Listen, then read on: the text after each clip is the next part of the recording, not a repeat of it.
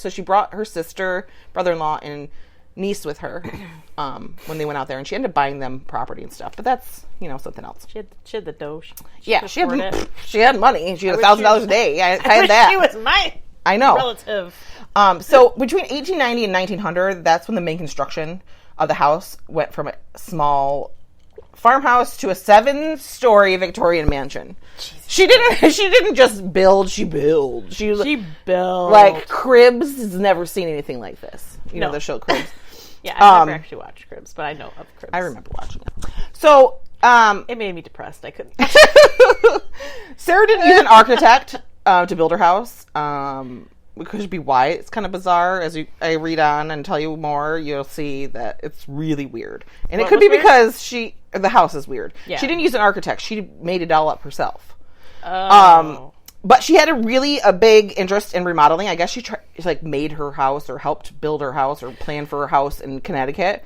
And it became kind of a passion for her. She loved that kind of thing. I'm sorry, I yawned. I didn't know if it was it really boring? No, it's because I drank half a drink. So Sarah builds a 7-story mansion, and in 1906 an earthquake hits the area, which isn't good. Actually, the house has gone through 2 earthquakes, but this is while she was alive. There was one in 89 too. One reason not to live in California. Yeah. So obviously the earthquake damaged it, and Sarah became trapped in the Daisy room, which was her niece's room. Her name was Daisy. Her nickname was Daisy, so her room had daisies in it and stuff. She became trapped in there for several hours, and when she was finally was able to get out, I don't really know how or if someone dug her out or what happened.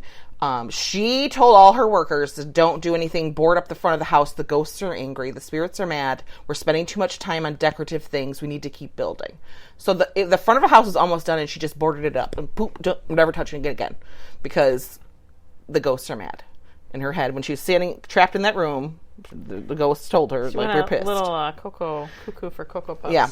So she also had it brought down to 4 stories, and that's what it is today. So 7 was a bit much. You think? Just a little much. Maybe went a little overboard with 7 stories in Earthquake Alley. It's probably not the smartest thing to do. No. So she brought it down to 4. So let's get into what makes this house bizarre and crazy and weird, and why people are abuzz about the house, okay? And they have been since she started. You could tour it. You can tour it. We need to take a road trip to tour this house. I know. Let's just take a road trip across the country. Go to California. We'll stop at all the weird places along the way. It'll be fun. We can stop at Laura Ingalls one of the Laura Ingalls Wilder houses, because Carrie's house, you can go tour that. Oh, cool. That's a side note, but it's still the same time frame. True. Okay. So I said that she didn't use an architect. She didn't have blueprints. She drew everything up herself. So they say she used to draw things on napkins, anything that was around her. She'd just draw. I was like, did they have napkins? Like paper napkins? I don't know. I always thought that back in the 1800s, paper was really expensive, and but she had millions of dollars. Yeah, so she probably just had paper laying around. So that said that she had a seance room. And in this room, she would go from midnight to 2 a.m. and commune with the spirits on what to do next in the house. Well, she was delirious from lack of sleep. She's midnight to 2? Yeah. That's when you hallucinate. Yeah. So the next day, she would come forth with whatever she communed about. Yeah. And they said, you need a cupboard over here. You need a stairway over here. She would tell the people what to build. And the staff would work, and that was nonstop. 24 hours a day, 7 days a week, 365 days a year. There was a shift of 13 people working all the time in this house. So the legend says. Do you imagine the guys stuck on the night shift for 13 years working night? That would suck. But so bad. She paid the people super well. She paid 3 times as much as anywhere else was. So the people got paid super well, and she built houses for the families to live so they'd be near the house. So, she kind of really took care of the people that were... And during this time, California was just coming of whatever. So it employed people that maybe wouldn't have had, money or whatever. Okay, so in the house, there was doors and stairways that led to nowhere, and windows looking over rooms instead of looking outside. So there'd be if you're in the interior of your house, there'd be a window looking from your bathroom to your kitchen. They're just indoor windows. And there are also windows in the floor. Just random weird stuff. Staircases that led to nothing. Yes. So 24,000 square feet is what the house is. 24,000 square feet. Oh my God. That's like bigger than like the town I grew up in is even that big, I don't think. My house could fit in a room probably in there. Probably. The ballroom. Probably. That's crazy. It took 20,000 gallons of paint. That's a lot of paint. There's 161 rooms, 40 bedrooms, 2 ballrooms, 47 fireplaces, 17 chimneys, 10,000 panes of glass, 2,000 doors, 52 skylights, 13 bathrooms, and 6 kitchens. Only 13 bathrooms? That seems a bit like you need a little more than that. But wait, listen. For sure. Listen, it is worse about the bathrooms. Hold on. Oh, God. Although there were 13 bathrooms, only one had a working toilet. Oh, jeez.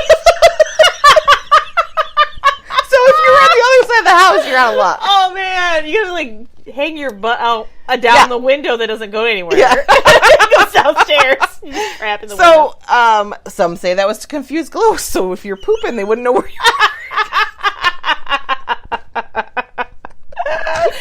Don't bug me. I'm taking a dump. I don't want to be scared shitless. Hey, if you're going to be scared shitless, the toilet's where you want to get scared I shitless. guess. But, so they, like, is that confused ghost? I don't know. And then she also would sleep in a different bedroom every night. She didn't want him to find her. Wow. She's a nutter. There is a door that leads to a 15-foot drop to the outside garden. Yeah, I knew about that. Some of the stairs lead to the ceiling. Yeah, that's fun too. One cabinet door, if you open it, leads to a hall with 30 other rooms. So you're just like, I need the cereal. Oh, I have a whole other sport in my house. Oh my God, I thought it looked really big from the outside. There is a room that appears to be the seance room. This is where they think the seance room is. There's only one way to get in, but 3 ways to get out. What? Yeah, 1 way in, 3 ways out. There are bars on the windows. How does that work? So the door you come in, you can also go out. Right, and then there's two other doors. Secret you only doors can go that out. only you can only open them out, and then once they shut, you can't get back in. Okay. So door number 1, if you choose. Now, first door number 1, you go to leave in a safe manner. Door number 2, if you go out it, you fall into the sink. And the floor below. Why? I don't know if this stuff is as funny as it we think it is because we're drinking, or it's really funny. I'm gonna go up the store and land in the freaking sink. Hopefully there wasn't any dirty dishes in the sink. I know. And then the other door takes you to a closet to the room next door, so you could basically, I don't know, you're spying on people or what you're doing, but that's where that goes. There are hidden trapdoors, spy holes, secret passageways, and upside-down columns throughout the house. There's balconies and windows facing inside of the... Okay, my mom came down and interrupted us so rudely. But anyway, so there's balconies and windows facing the inside of the house. So you can step out on your balcony and you're indoors. So that's not that exciting, but... and like I said, there's skylights in the floors. Because...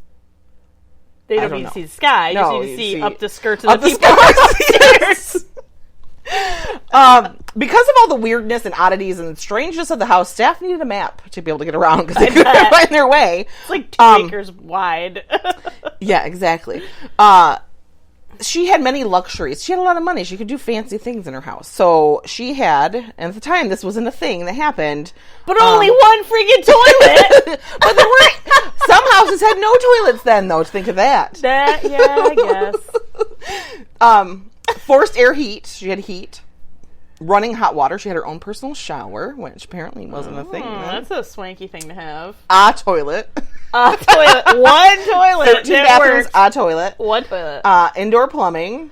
One toilet. 3 elevators and a push button gas light. So, like, there was a gas building. They had their own little plant thing on the property to run her lights. For that one light that she had. In her toilet. her one bathroom that worked. She built a carriage room on the house with a roof, so she never had to get wet dealing with rain. The carriage room would lead to a staircase to the second floor. The The staircase led to nowhere. It did, though. It did. The staircase it had 44 steps and 7 turns, but only went to the 2nd floor. She had a weird thing with numbers, too. Like, let's talk about the number thing. Yeah. But they think the reason that was because the steps had very low rise to them, and she had really bad arthritis. She couldn't lift her legs very well. So she had this special stairs made so that she could step up her little feet. Now, she had 3 elevators, so I'm not sure why she didn't use one of those, but that's what they think was the thing. 3 elevators in 1 toilet? What the hell, man? I just hung up on the toilet thing. She had stained glass windows throughout the house, and Tiffany even designed one. Now, that stained glass window designed by Tiffany's. It's probably worth a ton of money. Right. Oh, my God. But it had special prisms put in it so that when the light passed through, that rainbows would be put all over the floor and stuff. But she put it in an interior room and no light ever passed through it. God.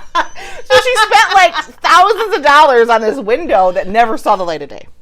That was supposed to see the light of day, yeah. And it never did. Well, that's sad. So you talked about the numbers thing. So she was obsessed with the number 13.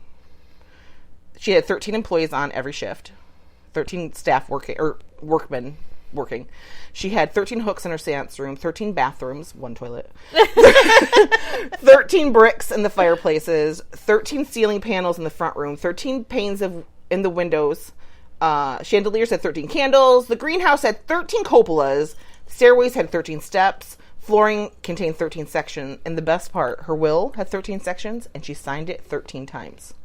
Wow. Yeah. So she really had a thing for 13. Mm-hmm. So after 36 years of continuous building, nonstop, it all came to end when Sarah passed away of heart failure in her home in the mansion, September 5th, 1922. And it said that when the workers heard, they all just stopped working. Like, everyone just stopped and walked away. Like, they were supposed to, weren't they? Yeah, like, because they couldn't stop where she died, but she died so they could stop. So they just stopped working. Mid-hammer, yeah. Now, Sarah left her niece Daisy, Marriott, all her personal possessions, and she took what she wanted out of the house, and then she sold the rest. And it said it took like 6 weeks to move all the stuff out of the house, because, I mean, you have like a 24,000 square foot house, you probably have a lot of shit in there. Except I'm assuming. Not actual shit, because there's only 1 toilet. Well, it might have been if there's only 1 toilet. That's true, yeah, that's true. So she get all the valuables out and furniture. It took a long time. Plus, it's a weirdly shaped house, and whatever. But I bet you those people got lost like 100 times. I know, they probably had maps. But her will didn't mention anything about the house, the mansion itself. Like, her niece didn't get the mansion. It's not anything. So assessors came and looked at the house and said, "This is a piece of shit. The stairs don't go anywhere. Things are blocked off. Doors open to the outside. This place is a disaster waiting to happen." So they said it's not worth anything. So it went to auction and only sold for $135,000. Now, I guess that's probably a lot back in 1922. Right. But still, comparatively, it assessed for, like, now, looking back, when they look at it, they say it was probably assessed for $5 million. But so these people got a deal on it. And their names were John and Mame Brown. So they purchased the house, and at the time, like, because she was such a private person, she didn't go out into the world and socialize. Like, her thing was her home, and that was it. She wasn't doing the things that rich people were doing at the time. She didn't need to do it. She had a 24,000 square foot house. She didn't invite people over. Like, right. It was only the workers there. She didn't have events, socialite things. So when she had her seances, who'd she bring over? Herself. Just herself? Yeah. Well, that doesn't seem fun. No. And then, so she... what was I going to say? I forgot. She didn't have a life. Yeah. So, of course, there were rumors started about her, how she's this eccentric old woman living in this house. And there was weird things in the paper about her, telling how, the house was probably haunted, and all this stuff was being said at the time. So those people that bought it, John and Mame Brown, were like, ooh, we could use this. So within 5 months of buying it, so 5 months after she died, when they bought it, they opened the doors for tourists, and it's been being toured since 1922. That's kind of cool, though. Yeah. I think now it's owned by, like, the Winchester Foundation or something, mm-hmm. But at the time they had it. But was it haunted, Margaret? That's the question. Did anybody die in it? She's the only person that died.